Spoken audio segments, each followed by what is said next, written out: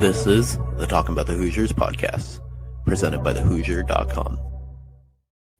Before we jump into this video, pause it right now and go subscribe to the Hoosier.com website, now a part of On3 Sports, for exclusive content covering the Indiana Hoosiers, including exclusive interviews, live recruiting updates, and much more. Make sure to join our community. We really appreciate it.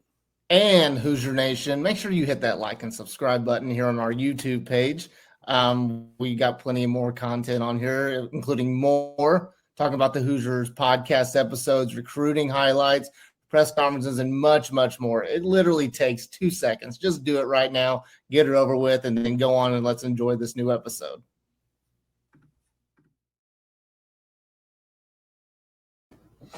Hello, ladies and gentlemen, and welcome back to the Talkin Bout The Hoosiers podcast, presented by The Hoosier. I'm joined by Zach Browning and Colin McMahon. I'm Drew Rosenberg. We have a big show today, so we're talking all things IU football ahead of Big Ten Media Days next week.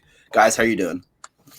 Doing good. Happy to be here with you guys. It's kind of not a quieter part of the summer. There's still plenty going on, but it is the summer, and so just keep on staying cool and trucking along. Yeah, doing well. Media Days are in just a few more days. Zach and I will be in Vegas, and should be fun.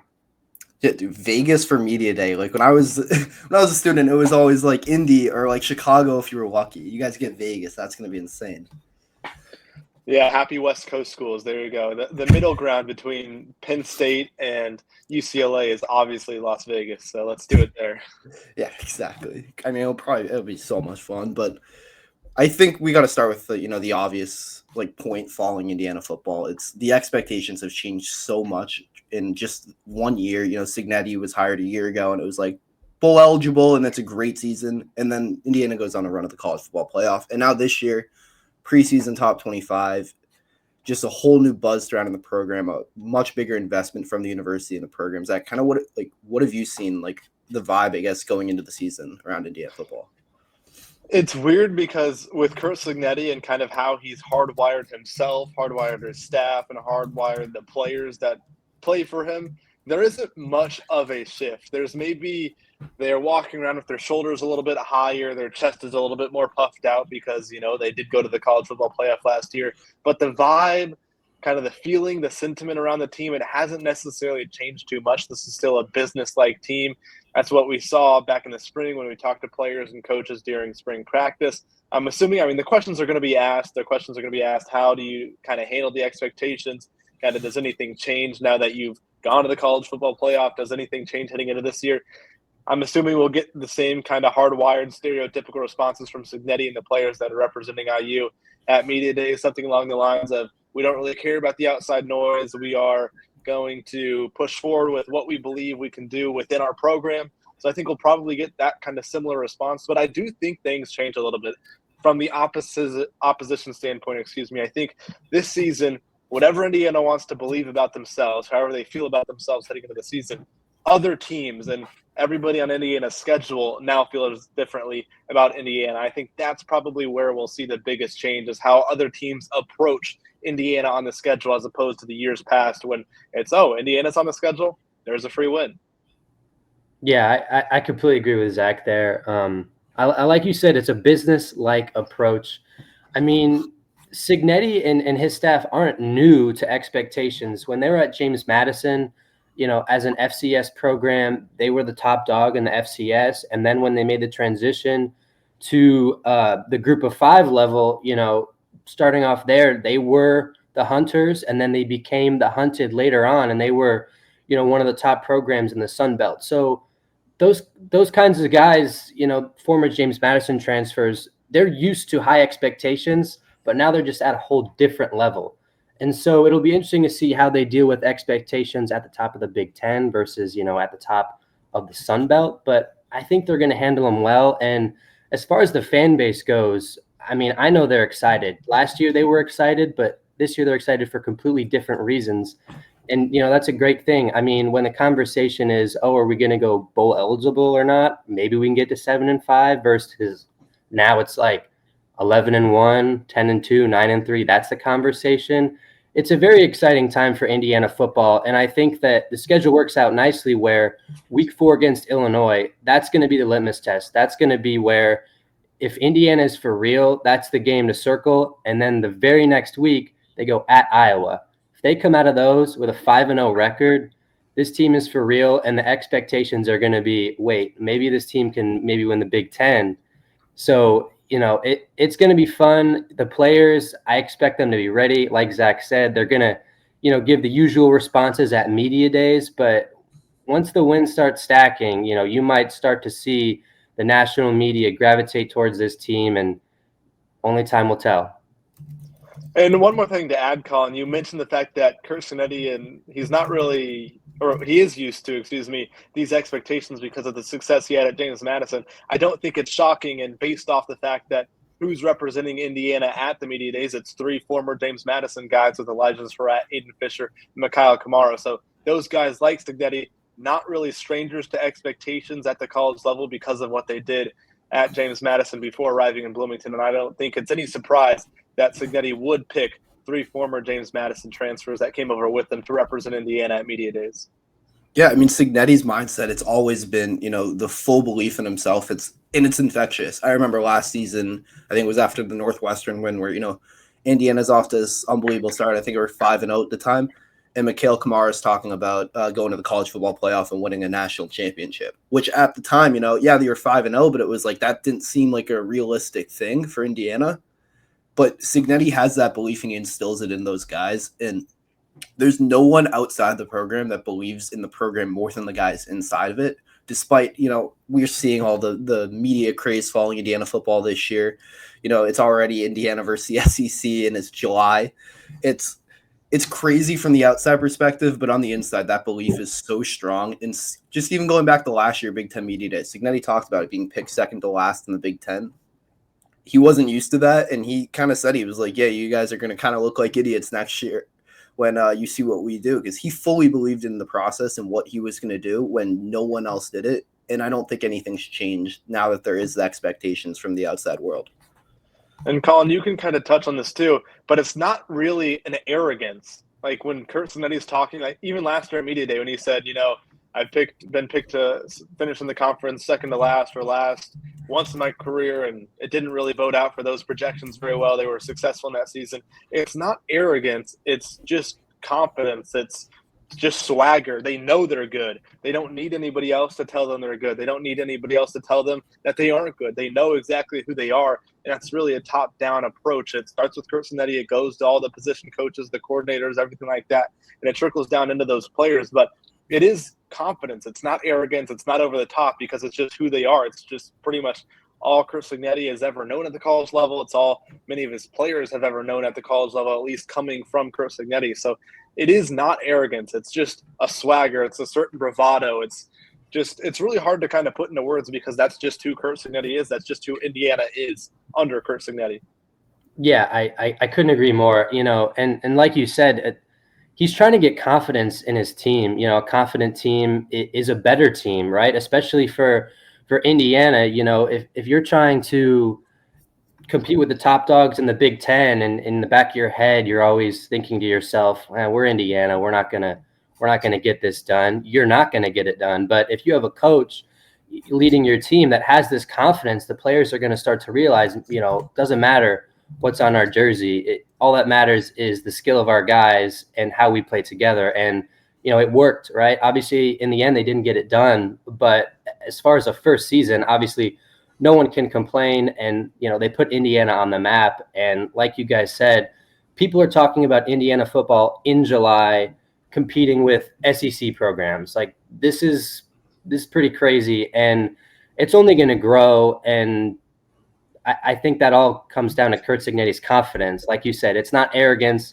If you've met the guy, when we go into press conferences, he's always joking and he's just a nice guy, right? But he's confident. Some people, that seems like arrogance, but at the end of the day, he's not trying to show anybody up. He's just, trying to get the best out of his team. Yeah, for sure. And it's going to be really interesting to kind of follow what he's saying next week at Media Days, because last year he was extremely confident despite, no one believing in the program. And now there is that national belief in him and what Indiana football has accomplished last year going into this year. So, Zach, I'm going to start with you. What's one or two things you're kind of watching for from Big Ten Media Days next week surrounding Indiana football? I think the most interesting thing to me, and this is not super obvious and doesn't super jump out at you when you think about what Indiana might say or what he might say at Media Days, but I'm curious to see if the quote-unquote act is back, because last year that's kind of what he said.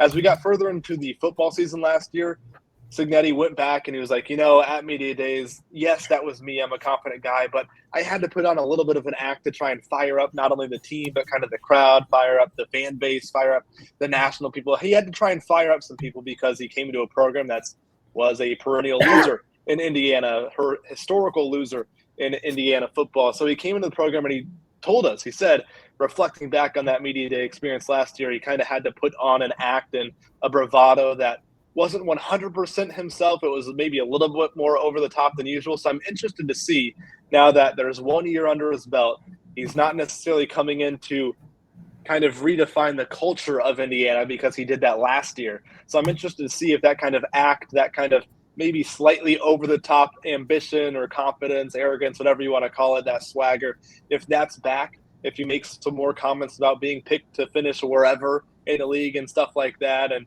if he makes comments about going into Pasadena and going into UCLA just to take care of business against UCLA. So it'll be interesting to see. I think that's potentially what I'm looking for the most, is kind of see what level, what kind of Curt Cignetti do we get? Do we get the later in the regular season Curt Cignetti, where he's like confident but not over the top, where he's respectful, all that kind of stuff? Or do we get the last year Curt Cignetti Media Day kind of extravagance that we saw last year, with kind of the sort of over the top, the just in your face confidence and borderline arrogance and that swagger that we saw last year? So that's what I'm looking forward to see.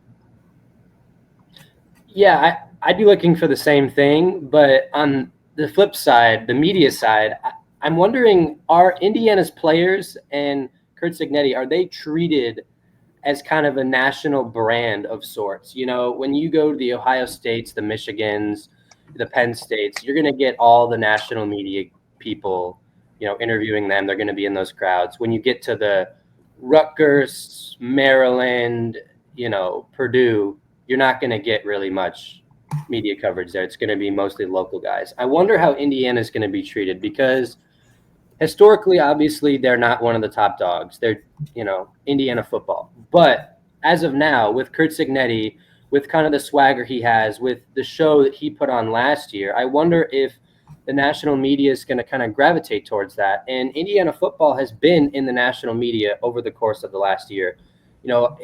It was rare for Pat McAfee to go a week without talking about Indiana football.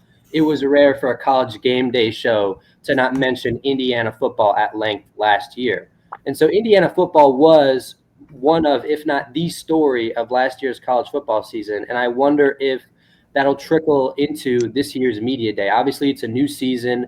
There are completely new storylines going into this year. But to the national media, to the country as a whole, are they a story? To us, obviously they are. We cover them on a daily basis, and that's, our job. But to everyone else, I wonder how they're truly perceiving Indiana football going into this football season. And Colin, it's funny you bring that up, because if you look at the football media day schedule for the Big Ten, there's no Michigan, there's no Iowa, Wisconsin, any of those Penn States or Oregons on the same day as Indiana. Indiana's day is Maryland, Nebraska, Rutgers, Illinois, and Ohio State. So we'll see how the national media kind of treats Indiana, because you've got Ohio State, obviously probably the biggest brand and potentially all of college football right now, considering they're the reigning national champions. You've got Illinois, who a lot of the national media is kind of defining as this year's Indiana. Not sure I agree. That's a conversation for another day. But outside of those two schools, you've got Maryland, Nebraska, and Rutgers. You've got Indiana in there as well. I wonder where Indiana kind of fits into that hierarchy for the national media as far as priority of getting to talk to those guys, talk to the Indiana people versus the Illinois people versus the Ohio State people. Obviously, Ryan Day and the Buckeyes kind of representatives at Media Day. They'll probably be number one, but where does Indiana kind of match up with Illinois and Brett Bielema and Luke Altmaier will be theirs. And meanwhile, Fernando Mendoza won, so it'll be interesting to see kind of how the national media treats Indiana versus Illinois on day one of football media days, just from an intention standpoint. Yeah, I mean, Cignetti's one of the biggest names in the conference at this point. I know it's only been 1 year, but when you're looking at the head coaches, it's Ryan Day, Lincoln Riley, James Franklin, and Cignetti is like in that conversation notability wise at this moment in time. So he is going to get he's going to get the pressure, and I'm sure someone's going to ask him about last year coming on talking about beating top 25 teams before Notre Dame. I'm sure he's going to get some tough questions, and it's going to be a chance for him, maybe not to defend himself, but I guess to answer based off last season, because he said it, this team has said it. Last season left kind of a bitter taste in their mouth the way it ended. It was a great season, but they did not play it all how they wanted to against Notre Dame, and that's kind of something that's, it's been brought up quite a bit in the spring leading into the summer and fall, so it's something to really watch for how Cignetti kind of talks about that last season, because yes, there was so much good, but deep down, well, not even deep down, just very openly, they were not happy with how the season concluded. And it's interesting because it's kind of different approaches. You talk about that chip on the shoulder mentality. Last year, the mentality was, nobody believes in us. We're a bunch of under-recruited James Madison guys, some more under-recruited lower-level Big Ten guys as well. Let's go out and show the entire country that what we're made of and things like that. That's kind of what last season that chip on the shoulder was kind of made out of. This year, Indiana's not really surprising anybody, but it's more so the chip on the shoulder revolves around showing everybody that last year wasn't a fluke and proving themselves and really putting another year of proof onto the kind of record books there in the history for Indiana, and showing that, year one, it wasn't just a one-hit wonder. It wasn't just lightning in a bottle, that Indiana under Cignetti is here to stay. And so the dichotomy of kind of the chip on the shoulder has shifted from proving ourselves and proving the under-recruited guys that we can compete at this level to now proving that Indiana in general and Curt Cignetti Indiana under Curt Cignetti can compete at this level. So that's kind of changed, and it'll be interesting to see how that unfolds throughout the season. Yeah, and I wonder if Curt Cignetti's going to get any questions about the schedule, whether that's the non-conference schedule with canceling the Virginia series, or that's with the conference schedule. Last year, obviously, Indiana had an amazing team, top to bottom, but we'd be lying if we said that the schedule didn't benefit the Hoosiers. They didn't really play. I always say this, it's really unfortunate. They really didn't play anyone at their caliber. And it's kind of weird to say, but when you're playing the two finalists in the college football playoff on the road, you're probably going to lose those games, right? And then the 11 other opponents, they were all favored to win, and then they did win. So they really didn't play any team where it was like kind of proving who they are. I really wish they would have gotten an opportunity to play, a college football playoff game at home or a college football playoff game on a neutral site where they could have really proved to the country that they belong. And obviously against Notre Dame, they made that comeback at the end and they proved that, they can compete realistically. But you're at Notre Dame. They were the number 2 best team in the entire country last season. The loss is the loss. And so moving forward, this year, the schedule is also going to matter heavily for their college football playoff chances. I mean, Oregon, Penn State, those are really tough games, but how do they fare against the other teams? And I really do wonder if the media is going to ask Curt Cignetti, hey, your schedule last year, how is that going to turn out this year with, tougher opponents? Or you've canceled the series against Virginia, your schedule was bad last year. What's the deal there? So I really wonder what the answer would be, because I know Curt Cignetti is going to have a great answer to that question. I really wonder what he's going to pull out of his sleeve there. But, I think that it was fair to cancel the Virginia series. I wonder what you guys think as well. Yeah, I mean, it's hard to compare schedules because you look at last year, like going into the season, you had Washington and Michigan, who were the national champion, national runner-up going into the year. I don't think anyone thought, like, Michigan ended up, kind of turning their season around towards the end, winning a bowl game, beating Ohio State. But I don't think anyone thought, like, Michigan and Washington weren't going to be consistent top 25 teams going into the season. So it's kind of hard to, punish Indiana. Yeah, the 3 non-conference games aren't great.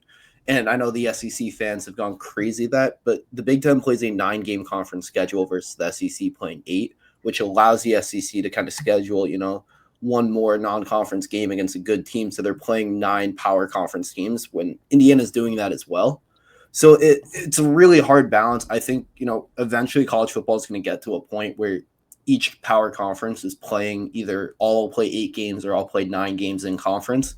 So then they can get those non-conference power 4 matchups. But it's hard to criticize Indiana for their schedule last year because, the FCS game and 2 non-power 5 games, it's, you want them to schedule better games and canceling Virginia. But when they're playing a 9-game schedule against the Big Ten, which has arguably been the best football conference for the last 5 years, it's hard to criticize them. And then you look at this year's schedule. You have, you're traveling to Penn State, traveling to Oregon, traveling to Iowa while also hosting Illinois. Like, the schedule this year is not easy, and that's with, 3 non-power 4 non-conference games. And it's interesting. I've got a few things here. First, Virginia, I'm struggling to see, especially from the SEC perspective, I'm struggling to see why people are super upset about Curt Cignetti and Indiana kind of canceling that series because, A, if you are of the belief that you have to schedule power conference opponents in the non-conference in order to build that strength of schedule, well, Virginia is as close to a non-power conference team as you can get. That's actually in the power conference. Virginia is not a good football team. It wouldn't be an exciting non-conference game. It's as low of a power conference game as you could probably get for Indiana. So in that perspective, it's just not really worth the risk at all. So might as well just schedule a non-power conference team that will generate pretty much the same amount of excitement as if Indiana was hosting Virginia, who, again, not a great football team. Then the other side, you look at, again, we kind of touched on it last season, entering the year, Indiana wasn't criticized for their Big Ten slate last year heading into the year. You had Michigan, you had Ohio State, you had Washington. People thought Nebraska was good. Even going into that Nebraska game, people thought Nebraska could give Indiana a loss in that one. So on paper, again, this year, the schedule isn't bad. But what happens? If people are saying that Indiana's Big Ten schedule is tough on paper right now, but let's say we get to the end of the year and Illinois hasn't panned out really how people thought. Illinois maybe has 4 or 5 losses, maybe sneaks into a bowl game by the end of the year. Maybe you're looking at Iowa and their transfer quarterback, Mark, I think I'm pronouncing this right, Gronowski. If Mark Gronowski, the South Dakota State FCS transfer, doesn't come in and live up to the expectations, maybe Iowa isn't nearly as good and they barely sneak into 6 wins in a bowl game. So maybe, as last season, again, it wasn't super easy on paper last year heading into the season. It turned out a little bit like a easier schedule in the Big Ten for Indiana. But this season, it's projected to be hard. But do those projections kind of withstand the regular season litmus test throughout the entire conference slate? We'll see. And we'll see if the kind of perceived notions of Indiana's Big Ten conference schedule this year can kind of survive the regular season.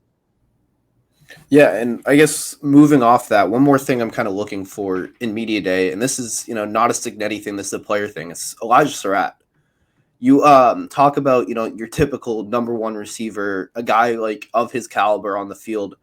He's arguably, I would say he's the second best wide receiver in the Big Ten going into the season behind Jeremiah Smith, who's just a freak. But usually you have these guys who, have had multiple years of success at the power level, or FBS level at receiver, and, they're cocky, they're brash, they're, the wide receiver diva. Like, teams want a diva wide receiver. They want someone to demand the ball, and that just doesn't seem to be his personality.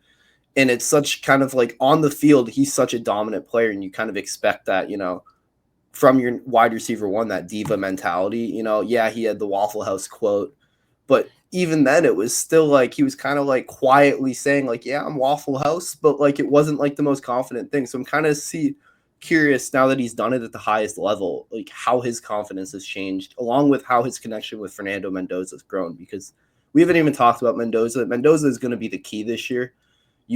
Curtis Rourke was unbelievable, one of the best individual quarterback seasons Indiana's ever seen last year. And Mendoza comes in with a lot of hype, a lot of talent, but there's some big shoes to fill. And if he can live up to that, Curtis Rourke level, Indiana could go back to a college football playoff. But if he doesn't, which, people kind of are, shooing in that Mendoza is going to be unbelievable. If he doesn't, it could be tough for Indiana next season.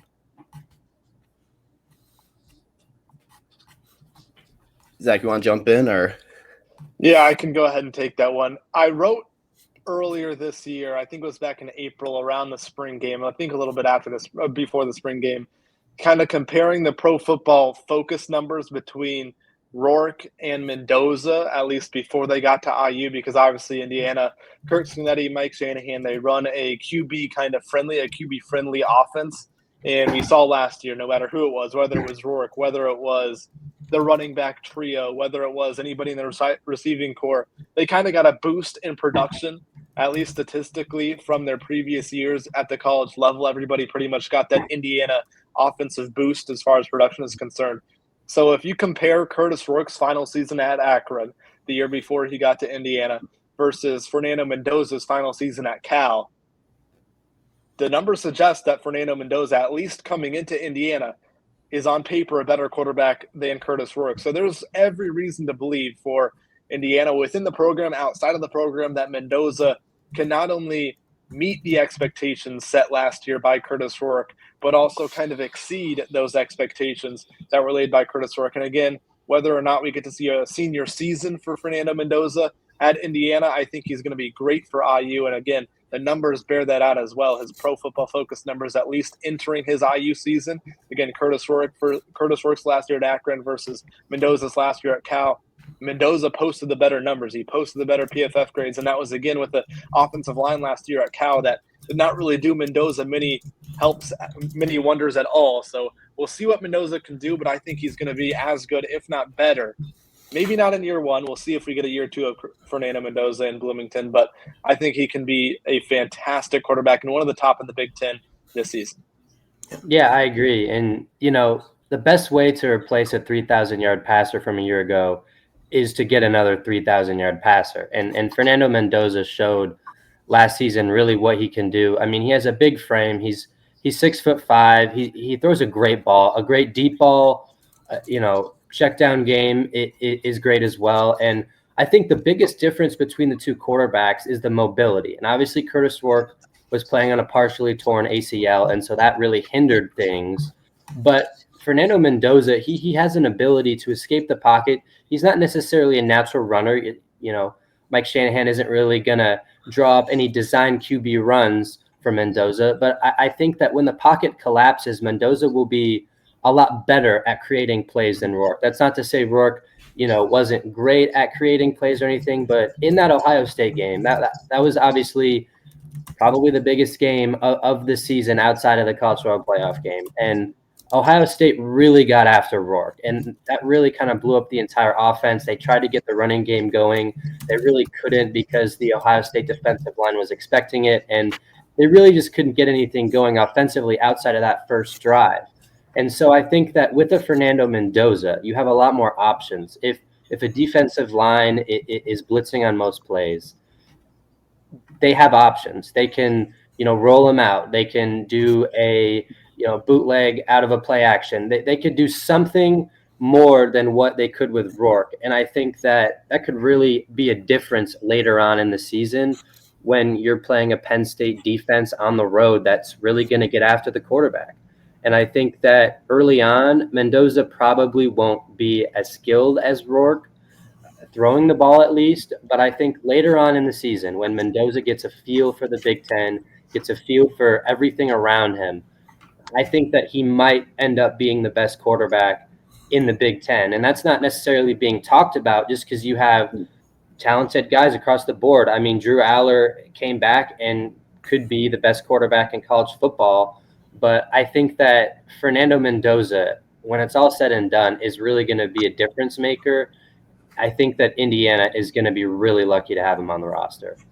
Yeah, I mean, you look at Cignetti, this is his fourth starting quarterback in 4 years. And you look at the last three, Todd Centeio, I think, was Offensive Player of the Year in the Sun Belt. Jordan McLeod was Player of the Year in the Sun Belt. Rourke, we all saw what he did last season. I think I think Fernando Mendoza is the most talented quarterback Cignetti's had of that group. And you mentioned the ability to run and move, and Indiana's going to add some bootlegs to the offense. We're going to see stuff, that we haven't really seen from Curt Cignetti and Shanahan since, like Jordan McLeod, a guy who was able to run and move a little bit. We might see some designed runs. I don't think it'll be too many, if any, but there's a new element to the offense, and that ability to throw on the run and create when things are broken. He showed that off all season last year. Cal, their offensive line allowed the most sacks in the FBS last year. Indiana, the offensive line, it was that was a huge talking point going into the season. Indiana's offensive line was head and shoulders above Cal's last year. It was a good offensive line. They just happened to struggle against, the number 1 and number 2 best team in the country last year. And Indiana made a, concerted effort to fix that and get better in that spot.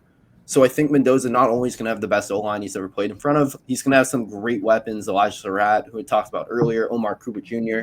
So there's, everything is there for Mendoza to succeed and reach that ceiling. And if he can, Zach, you mentioned he might not be here for a second year, for his senior year. And that's if everything goes right. I wouldn't be shocked. I mean, I've seen Todd McShay. I've seen a ton of NFL draft experts talk about him as a potential first-round pick next year.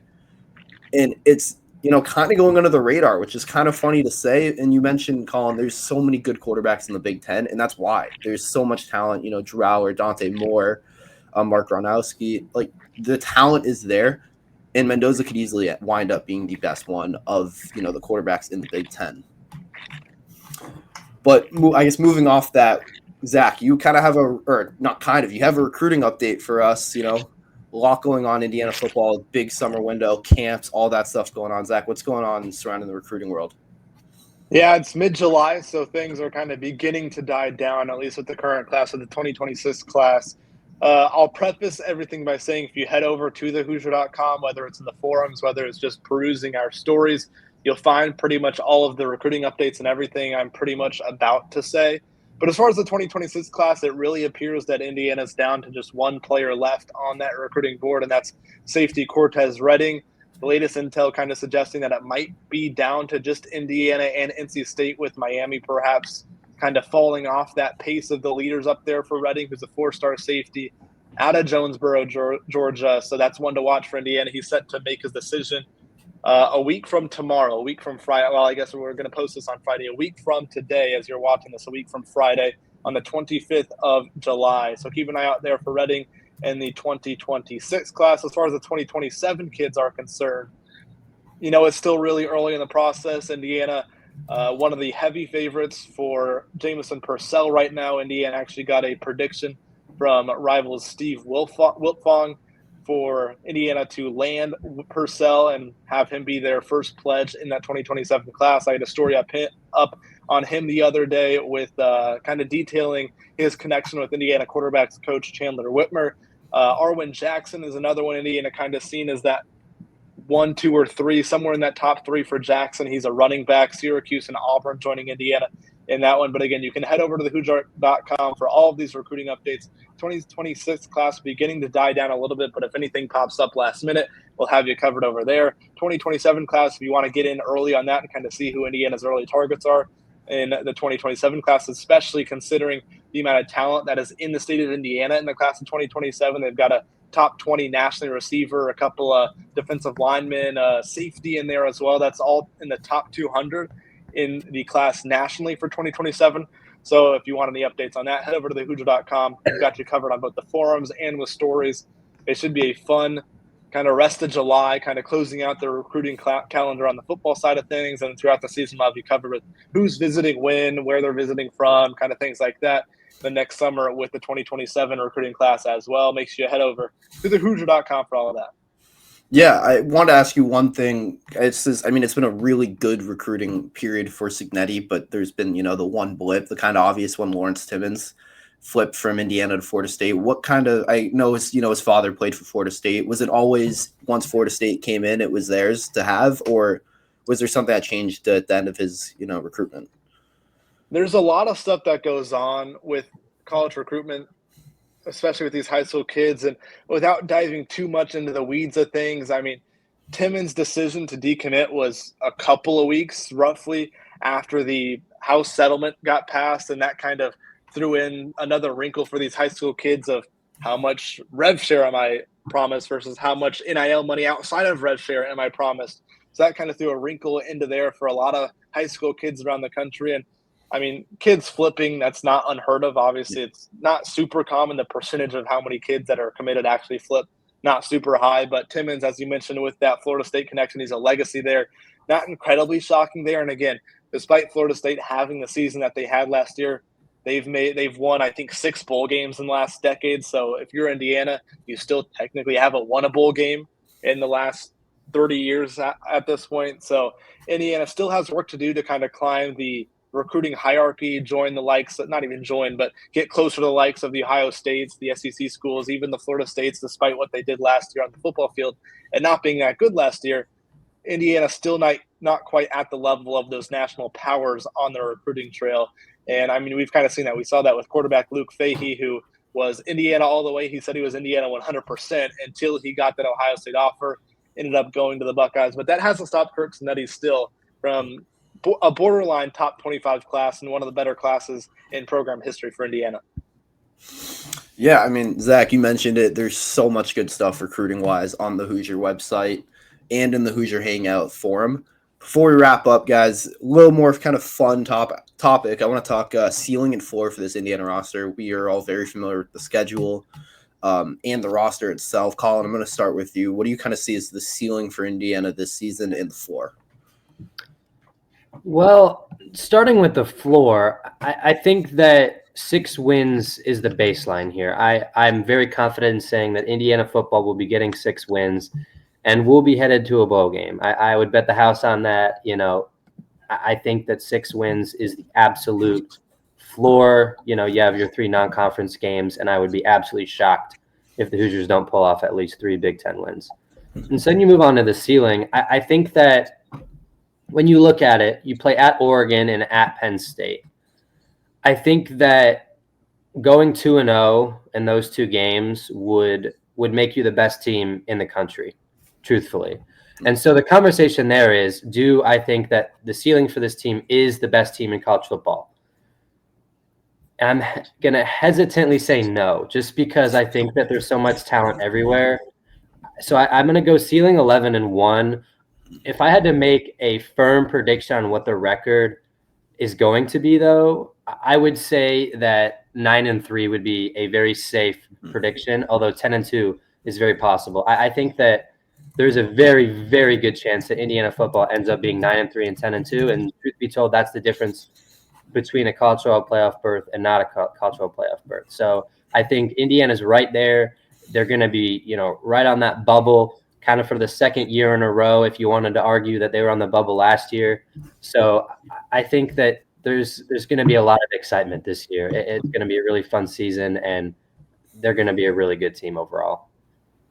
Yeah, Colin, you kind of hit the nail right on the head. 9-3 versus 10-2. That is the difference pretty much between a berth into the college football playoff if you're 10-2 and not in one of the higher ranked bowl games if you're 9-3. I'm going to go with my floor as 7 wins just because I think, I mean, if you're looking at a floor, I'd say in an absolute worst case scenario, probably for Indiana, you lose all 4 of those quote unquote bigger games, the Illinois, Iowa, Oregon, and Penn State game. If you lose all 4 of those games, and then maybe you throw in another loss to one of those other Big Ten teams that you're probably going to be favored against, I'd say that would be your 5 losses, 7-5. I think that's probably the floor. I'm going to go ceiling just slightly under Colin. I think the ceiling probably is 10-2 for Indiana and that college football playoff berth, assuming they did get 10-2, because on the road against Oregon, Autzen a very difficult place to play. Yeah. On the road against Penn State, Beaver Stadium, maybe the toughest place to play. And depending on when those games are, whether it's a Penn State night game, whether it's Oregon at noon, or whether it's Oregon at 3:30 on CBS, whenever those games are, if you're playing Penn State at night, good luck. If you're playing Oregon at night on NBC, good luck. If you're any team in the country. So I think 10-2, those 2 losses I would probably circle. I'd write them in pencil, obviously not in pen, but you probably circle those 2 as the most likely candidates for losses for Indiana. And then Illinois, you get that game at home, and we aren't quite sure what Illinois is going to be. As the same, we aren't quite sure what Indiana is going to be and what that ceiling and floor is. That's why we're having this discussion. But Illinois seems winnable because it's at home. Iowa, I think Iowa's going to be good. I don't think they're going to be competing at the top of the Big Ten. So if that game was at home, I'd definitely probably pick Indiana to win. But I definitely think the Hoosiers can pull that one out, despite Kinnick being a tough place to play. So I'll go ceiling 7-5 or ceiling 10-2, floor 7-5 for Indiana next year. Okay, I'm a little combination of both you, Colin. I'm with you on the floor. I think 6-6. I think the 3 non-conference games, you shouldn't have an issue with Old Dominion, Kennesaw State, and Indiana State. And then I think you look at a team like Purdue, who's rebuilding, Maryland, who, it's kind of been inconsistent, Michigan State, UCLA. I think you're going to get 3 there at least, and that's worst case scenario. This is all barring injury. If there's a major injury, for example, Fernando Mendoza goes down, this is his season will be very different. It could end up like 2021 if there's a big injury where Michael Penix went down and the season just collapsed like that. But if the ceiling of this team, I go back and forth between 10-2 and 11-1. I think I lean 10-2. I just think, Zach, like what you said, going to Oregon, going to Penn State, they're really tough places to play. And it's not like Indiana will have a quarterback advantage. I don't think it either, to be honest. I think Drew Aller is one of the best, and I'm extremely high on Dante Moore. I think he's going to be one of the best quarterbacks in the country. I think he's like a sleeper Heisman. I've been saying that all offseason. But I think if you go 10-2 with those 2 losses, you guys said it, you're right on the border. You're, borderline getting into the playoff. It kind of depends then how good Illinois, Iowa, your other wins are. And then if you go 9-3, but you beat one of them, beat an Oregon or Penn State in that 9-3, then that's when it gets weird. Then you're in that South Carolina territory of last year. So it's really interesting to see because, this last year, I think we went last year we kind of went into the season. It was like, the floor was like, 3-4 wins. Now it's a 6-7 win floor. So it's a completely new place to be for Indiana. Yeah, I've got one more quick note. You mentioned Dante Moore, Drew. As somebody that saw Dante Moore in high school, he is the real deal. I am concerned that he will be borderline top 3 or 4 quarterback in the conference this next season. He is fantastic. It's good to know I'm not the only one buying stock. I was arguing even last year saying there was an argument he could have started over Dylan Gabriel, but Gabriel obviously being the senior was always going to start, but super talented player. And I'm really excited to see him go against Indiana. Well, I will say Dante Moore, real quick, Colin. Dante Moore, he lost to my Carmel Greyhounds during high school. So, so take that for what you will. He was great in that game. He was great. Lost on a last-second 35-yard Hail Mary, but he was great in that game. Well, I got to see Dylan Raiola play in high school, and I'm not certain what the score was, but his Chandler Wolves beat my school. I think it might have been like 50-0 or something. And I was like, who is this kid? And then of course he transferred, a million times in high school after that. And then obviously he ended up at Nebraska, and we got to see him. So, always watch out when you're in high school. You never know who you're gonna play against. That's a good point. I mean, you mentioned Raiola. That was a guy we've not talked about as another great quarterback in the Big Ten. The Big Ten loaded with quarterback talent. I honestly, looking back, I can't think of a season going in. Luke Altmaier, another guy where the Big Ten is this deep at the quarterback position. So it should be a really fun season. But as always, for all things Indiana athletics, make sure you guys are following the Hoosier on 3 on X. And if you haven't done so already, make sure to subscribe to the Hoosier for premium content, including exclusive interviews, scouting reports, and access to the Hoosier Hangout message board. Also, make sure you're subscribed to the Hoosier on 3 on YouTube, following Talking About the Hoosiers on Spotify, and make sure to hit that like button. Thank you guys for tuning in for another episode of the Talking About the Hoosiers podcast. We'll be back.